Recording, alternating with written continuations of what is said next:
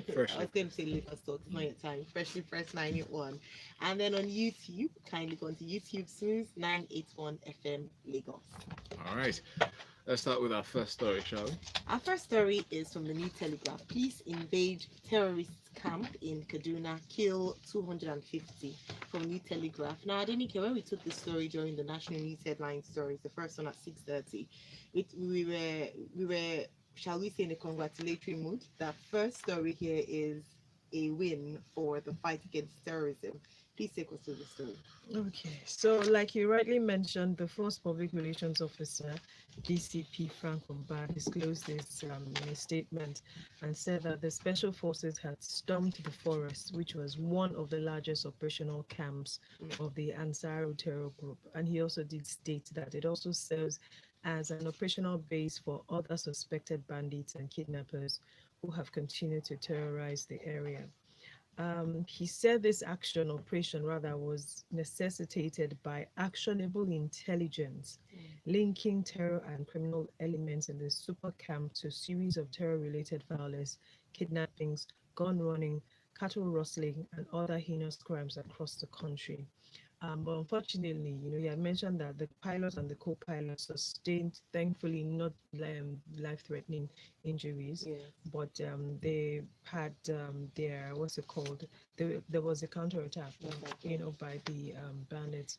Well, it's important for me as a person that I would rather just hold on to the fact that he mentioned that actionable intelligence is what necessitated this particular operation. Mm. And I'm hoping that sometime in the near future, we don't start to hear stories of extrajudicial killings of some sort. Yes. So if this is what it should be, then kudos to the police, kudos to the government.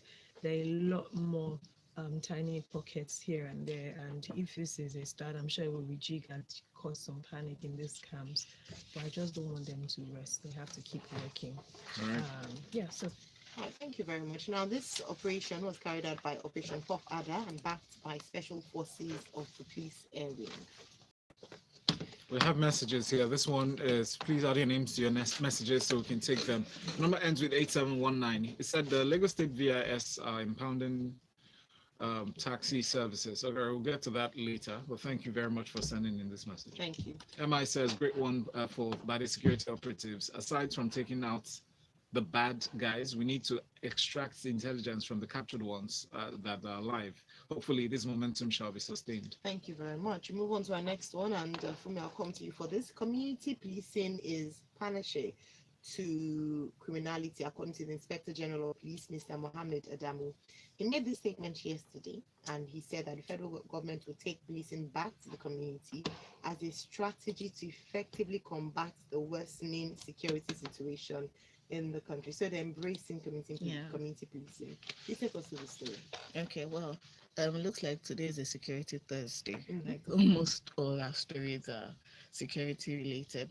So the Senate last week debated a motion on Nigerian security challenges, urging me to restructure, review, and reorganize the current security architecture. And I believe this is one of the positive fallouts of the Amotekun debate Mm. and all of that. And I'm glad about the concept of taking him back for legislative interventions, Yes. because at the end of the day, what we have, the problem that we have, is the problem of our legislative structure, as legislative security infrastructure. It is federal in nature, and this admission by the IGP as to the need for community policing is an admission that our federal structure is definitely not working. I mean, our constitution provides for a situation where um, there's an IGP, there's commissioner of police. The IGP must take directions from the president. Mm. The commissioner of police must take directions from the governor of the state, subject to the fact that he can decide to first of all consult the president. I mean, and so yes, this is it's positive that we're going back Yeah. to. So what I believe is that interventions like Amotekun, community policing, ISBA police, were a sort of quick fix solutions, because we need to protect lives of citizens right now. But we need to go back to the legislative structure of it, and that is why this is important. And I am hoping that it's not just mere lip service. Community policing is going to be a serious challenge because number one, communities don't trust the police as much.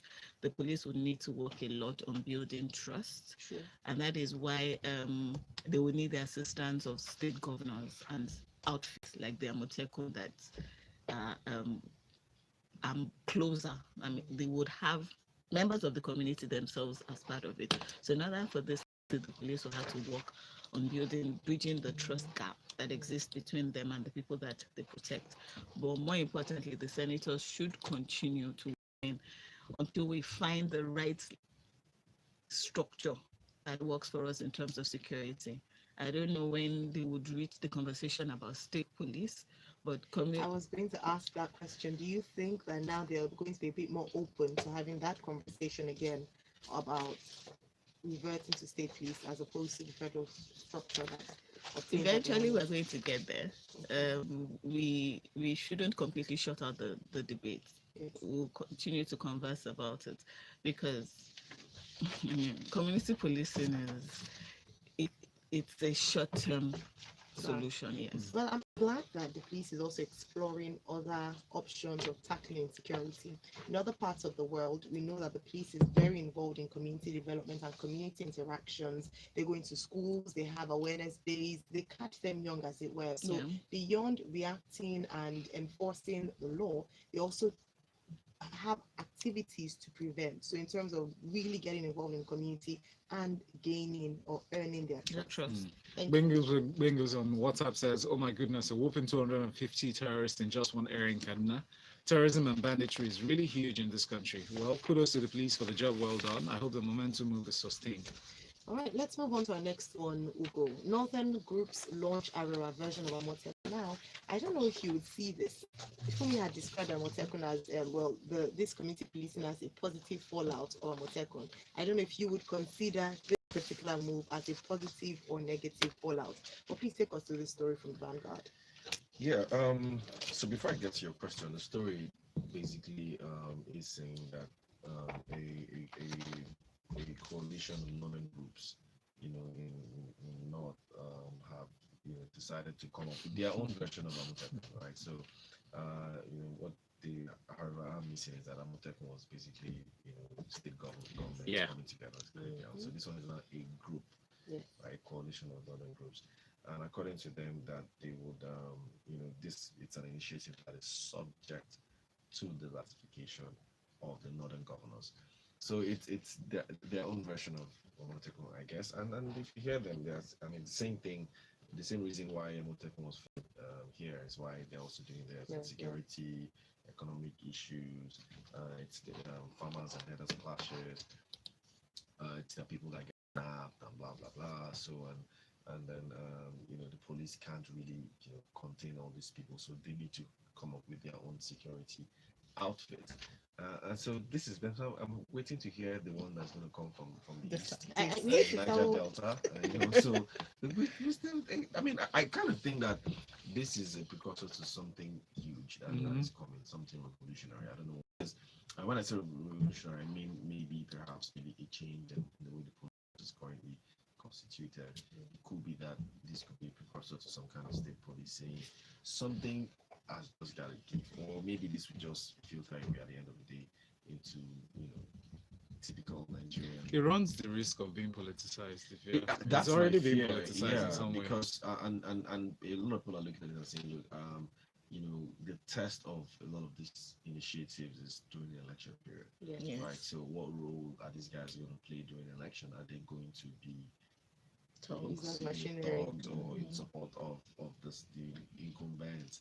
Are they going to be used to terrorize opposition parties? So that's when you really know whether this is for the people or for those who are basically. But interestingly, that's also part of the major arguments people have against state police, that it becomes the personal security guards of the governor. But it's not. I mean, we have security challenges and our structure is not working. It's a good price to pay. Not a price. You don't stop the conversation at a challenge that they might have. You look for measures to checkmate those challenges. Well, Amotekun has tried to do that with the ombudsman that they said they're going to look into developing. We talked about that earlier this week to check corruption with this new. By the way, the name of this northern version of Shege Kafasa. I hope I got that pronunciation right. I always thought Shege meant like, you know. Like Waka Shege. You too. Positive or negative? You didn't answer that. Is it positive? It's I mean, you cannot look at Amotekun and say that's a positive and then not call this a positive, right? I mean, that won't be fair. So, I mean, it's a positive if the intent is exactly what it is. So, I mean, if that is the intent, I'm fine with it. All right, thank you very much. Moving on to our next one, like Funmi mentioned, it is Security Thursday, and of course, it's obvious why, because some have asked the president to declare a state of emergency with regards to security, and this is coming in from the NSCIA. But beyond them, we have that CAN. And NSCIA clash, and the US also have asked the federal government to protect Nigerians. This is in from the Punch newspaper, and this is coming in from the media briefing from a joint media briefing between the US Secretary of State, Michael Pompeo, and Minister of Foreign Affairs, Mr. Jeffrey Onyema, after the US-Nigeria Binational Commission meeting. Adenike, please take us through the story. Okay, so, well, at the end of the day, the Pompeo had mentioned that the U.S. was excited about what they termed, action that they can see with the Buhari-led administration's intent to curbing insecurity, and also said that the U.S. will provide $40 million in humanitarian assistance to Nigeria, in addition to the nearly 350 that was provided in 2019. And he also asked the government to please protect religious communities. He also cited Nigeria's recent $500 million purchase of 12 US-made A-29 aircraft. And while I was reading this, I was just saying, hey, so is this where you tell us that they are reversing the something? He touched on it. Yes, and one of the reasons why it was necessary, according to them, for the Trump-led administration to do this is because though Nigeria is their second largest partner, trade in Africa, and he'd mentioned extensively, on the economic front and the political front as well, the cooperation that exists between both nations, said that it was due to the terrorism threat that President Trump announced the suspension of immigrant visas for Nigerians because Nigeria has room to grow in sharing important national security information. So my only hope is that, however long it takes, however short it takes, that the people in charge of our foreign policy can argue, and the government on her part can also do her homework. So it gives those people cogent arguments as to why we need to be removed from that particular list. Now, why this was also necessary is somehow the numbers, the Nigerian Supreme Council for Islamic Affairs had hit back at the Christian Association of Nigeria over its attack on President Buhari. There was an opinion piece that was released, and Buhari had mentioned something about more Muslims being targeted by this 90%, terrorist. And the reality is, I don't want us to be going back and forth. No, more Christians are applied, more Muslims. The interesting and most important thing, first and foremost, is Nigerians are losing their lives. Yes, humans first. Exactly, Nigerians, humans here are losing their lives, and whether there's no way we can take it away from CAN and the NSCIA right now. It has boiled down to some form of politicking. But I just want, and I'm hoping that the president will not give into whatever their agendas are, whether positive or negative. I have a question, sorry, and I'd like people to read this article. It's in the Punch newspaper. But there's one aspect that I wanted to just ask you to expand on, and that is that the US is saying that one of the reasons, or the major reason why Nigeria was put on the travel ban was because we didn't share security information. What kind of security information are they looking to get from Nigeria that we're not sharing? For me, okay, I don't know if you told the story. The last time we treated it. Yeah, except you don't know, even if you know very little about this insecurity, the reality about it is that the global terrorism groups have found hubs here in Nigeria. And through the years, whether the government has accepted or denied it, we've heard about it over and over again, and there's no smoke without fire. So it's very necessary that if Nigeria can provide information from these groups, whether they capture them, hoping that they capture at least one person, debrief them, then you would understand why the US is upset. So if So maybe we're hoarding information. exactly, and so if this is what the reality is, then any forward-looking or futuristic government will be upset, because it just feels like the world is trying to cop this thing, but you people have access to some And you're form of protecting information. some You're protecting. individuals. So I feel like if the Nigerian government, for whatever reasons, really does have this information and they're just hurting it for whatever reasons, I hope that first and foremost it is for one, not just the interest of Nigeria, because terrorism cuts across borders. Yeah. When there's an attack in somewhere, you'll be amazed at the number of Nigerians that are in that place, as far as Austria and and all of that. So Yes. it's necessary that I like that they mentioned this. And I'm hoping that our security officials are doing a good job debriefing the people that they capture alive. Yes, yes. And it goes beyond just security and information gathering. I know one of the classes that they mentioned, or the categories, was that these countries, 250 countries that they sent this request to, the ones that complied and were not placed under the ban, provided information that's outside normal information that is gotten from passports. People who don't have passports, what information do you have on them? So that information is required to be provided as well. Finally, and let's also not forget that the US protects herself 1st. Yes. Every time, no matter how they say you're our friend, you're our partner. Yeah. So if the 250 territories or regions they sent the information to, some of them are saying these people are just here because they want to know any of the information. Someone's going to bomb their. It's data. It's basically It's just data. The US is out to protect herself. So if Nigeria also wants to protect herself and feels that it's necessary to hold this, okay, let's hope that it's in the best interest of Bengus Nigerians. says, what other version of Amotekun does the North want? What about the civilian JTF, that Amotekun of some sort? And this one here from Ola says that to answer Ayo, it's simple as if someone comes to your house, if you can't confirm their true identity or source, it's not safe to open your doors for them. And that's what it is. And then thank you very much. Unfortunately, no name there, but thanks for the compliment. We have again no name. Please, it's really important that when you send in your message, you add your name so we can read your message out. We have Danny here saying, I know the police and armed forces are not allowed to vote or participate in elections. I hope Amotekun and co are not allowed to participate in elections and politics.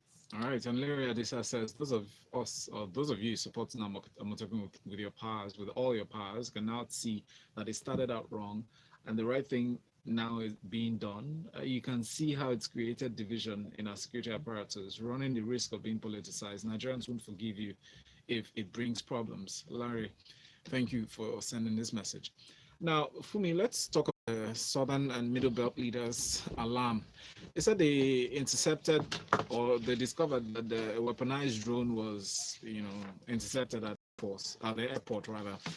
Airport is still coming back because we spoke about this yesterday, since similar incidents. But this time around, weaponized drone identified by the Directorate of Military Intelligence. They captured the person, or rather arrested the person, on January 28th at 5 p.m. They said the DMI officials now received the call. One Air Commodore Abdullahi received the call from unknown persons who asked him to release suspects and the drones on Thursday, January 30. So this story is very, very worrying. And I know during the last story you mentioned whether we're holding information to protect Nigerians or to protect some certain class of people.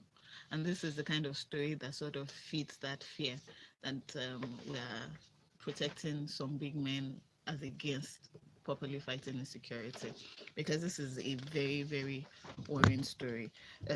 So a man was seized with weaponized drones at the airport, and according to this allegation, like you mentioned, the Air Commodore received a telephone call and with claims that the weapon was ordered by the Kaduna State's governor, and therefore was subsequently released. This is kind of story that the government needs to respond ASAP, because we all know that there's a procedure by which any form of weapons should be imported into Nigeria. So why it was done with, I don't know if the man in question is a civilian, but seems like an ordinary flight, an ordinary passenger. And why it was done that way is a bit. And when you look at the history we've had with purchasing weapons, even that it's supposed to be valid purchase, you know that this is one area that there are always skirmishes and Yes. we're not completely pure. So this is one story, one allegation that should not be swept under the carpet. There needs to be a serious investigation. They need to respond ASAP, and not the response, not the usual response of it's under control, we're investigating. We For me, need details. let's ask the hard questions, right? Yesterday, we had a similar report about the airports. A certain amounts worth 2.8 billion naira was intercepted at the airport here, right? Murtala Mohammed International Airport, and they found that the bags that contained the cash was being carried by one civilian who's supposedly the driver. The bus belonged to NACO, right? NACO officials are denying any links to that. Guess when they did the appraisal or reconciliation of the cash? 2 days later, 48 hours later. Now, why I'm making that reference is I'm asking this question based on this story. How is it that it's an unknown person that calls you to release a suspect who was caught with the weapon? Well, it's an unknown person to the person reporting the story. I mean, for the air commodore to have complied, it must be somebody in authority. What is he afraid of? Why can't he release above him? Valentine, do you have his pension with you?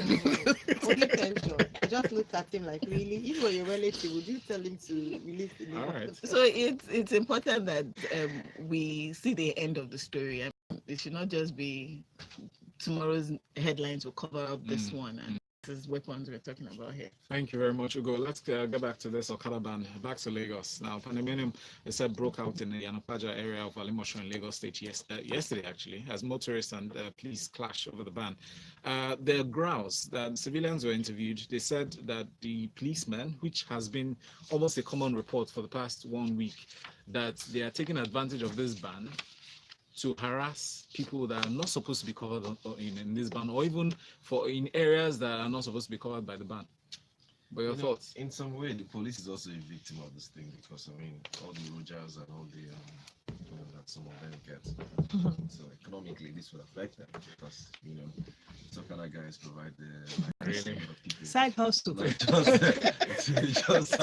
what Rotus was talking about this morning, taking advantage of unfortunate situations. So it's a major side hustle for a lot of them. So now that you kick these guys out of the streets, they themselves are not happy. So everybody's protesting. But I mean, the more serious note, look at the story. Basically, these are Okada guys who have come out to protest without guns, everybody has a right to protest, and that's what they're doing. And then perhaps maybe the security operatives felt like this was some kind of security risk, and then as usual, I don't know whether security guys are trained to handle protest in a very contained manner. The only way they know how to do this thing is just tear gas and shoot gun in the air and then make noise and then start to. I mean, that's it, yeah. And then most times when you do things like that, it just ends up being violent. And at the end of the day, a little girl was shot.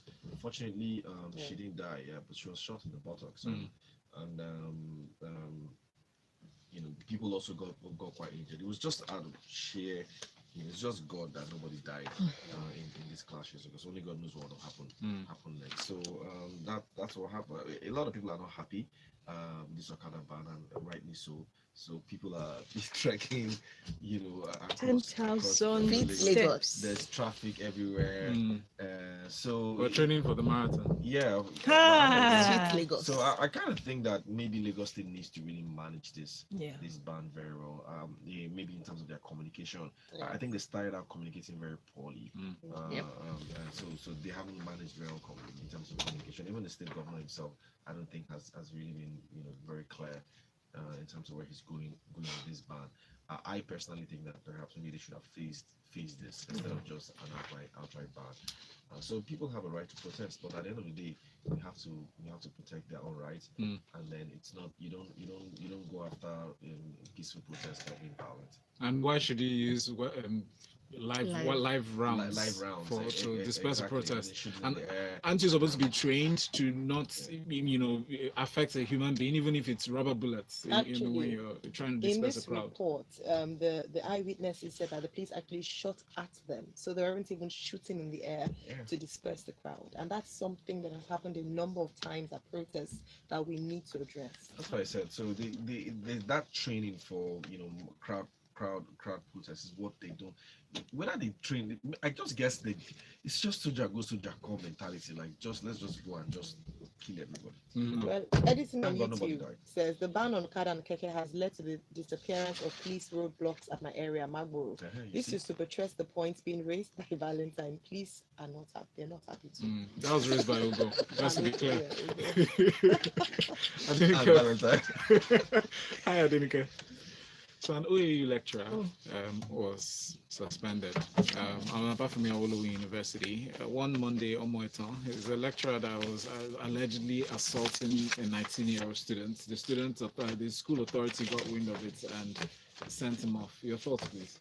Okay, so I'm glad that this happened just barely 3 weeks after the management of the university expressed its zero tolerance against sexual harassment by investigating and suspending this lecturer of the Department of International Relations, Mr. Olabisi Olaleye. And I'm intentional about the names because it's about time.